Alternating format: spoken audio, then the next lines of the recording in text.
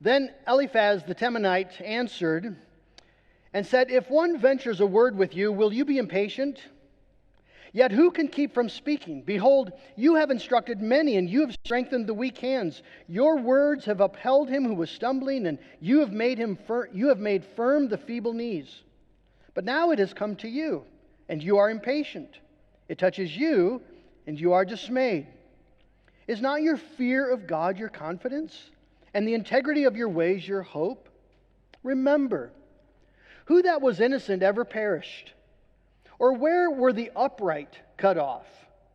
As I have seen, those who plow iniquity and sow trouble reap the same. By the breath of God they perish, and by the blast of his anger they are consumed. The roar of the lion, the voice of the fierce lion, the teeth of the young lions are broken. The strong lion perishes for lack of prey, and the cubs of the lioness are scattered." And then in verses 12 through 21, Eliphaz tells Job about a sort of a dream, a vision that he had. And the core of it is in verse 17, this message. It's a little bit spooky, but he says in verse 16, this spirit stood still. I could not discern its appearance. A form was before my eyes. There was silence, and then I heard a voice. Can mortal man be in the right before God? Can a man be pure before his Maker? That's his question.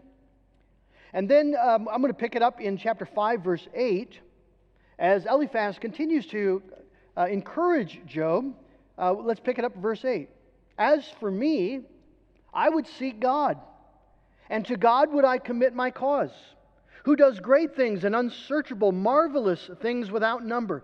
He gives rain on the earth and sends waters on the fields. He sets on high those who are lowly, and those who mourn are lifted to safety. He frustrates the devices of the crafty so that their hands achieve no success.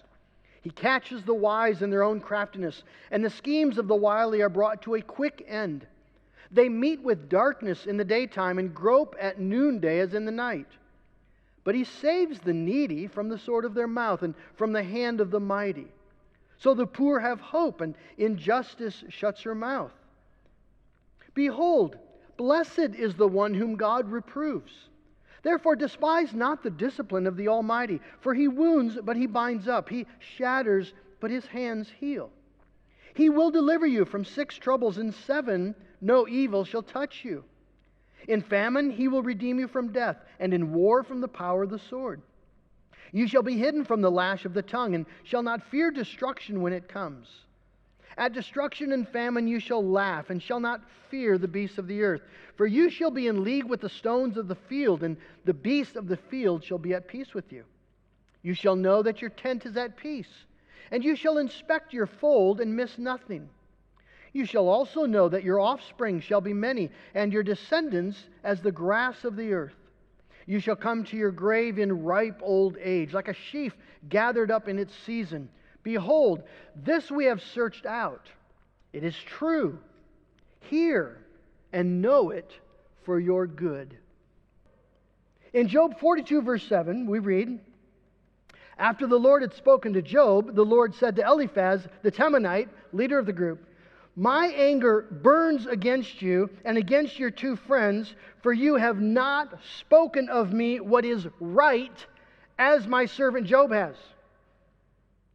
God's anger burns against Eliphaz, this good, gentle, kind, devout, godly man, because Eliphaz has failed to speak what is right. God doesn't say, "Eliphaz, bad timing." He says, "Eliphaz, you've not spoken about me correctly." He's rebuked for false teaching. Now there's a conundrum then, isn't there? Because how can God charge Eliphaz with failing to speak what is right when we could say Eliphaz is just quoting Scripture? Right? Let the weight of that settle. How can God say, "Eliphaz, you have not spoken of me what is right," when we can give proof texts for everything Eliphaz says? Well, as with most false teaching, the error is not so much in what is said as what is not said, what is left out. And there are several critical things missing from the system.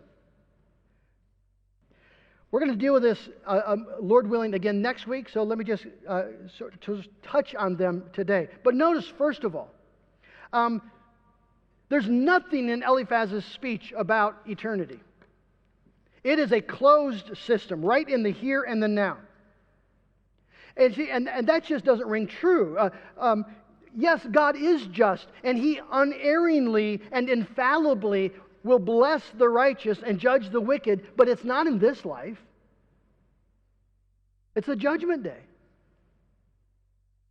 That's when God will exercise His judgment. In this life, the wicked will often flourish. Right? Just ask the pimp or the drug dealer. Tell him, crime doesn't pay. And he will confidently show you, no, crime pays very well.